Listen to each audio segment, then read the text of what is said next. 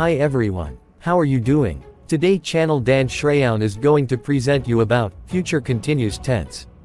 The future continuous tense is often used in English as a way to talk about something happening at a given point in the future. How do we make the future continuous tense? The structure of the future continuous tense is 1. Positive sentence. Form. Subject plus will plus be plus verb ing plus object. For example, I'll be working at 10 a.m. She'll be using the car. 2. Negative sentence. Form. Subject plus will plus not plus be plus verb ing plus object. For negative sentences in the future continuous tense, we insert not between will and be. For example, I won't be working at 10 a.m. She won't be using the car.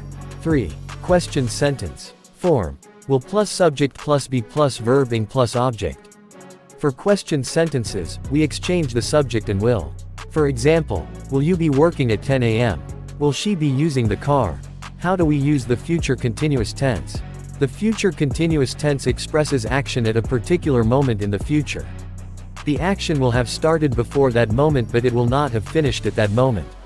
For example, tomorrow I will start work at 2 p.m. and stop work at 6 p.m. At 4 p.m. tomorrow, I will be working. When we use the future continuous tense, our listener usually knows or understands what time we are talking about. Look at these examples. I will be playing tennis at 10 a.m. tomorrow.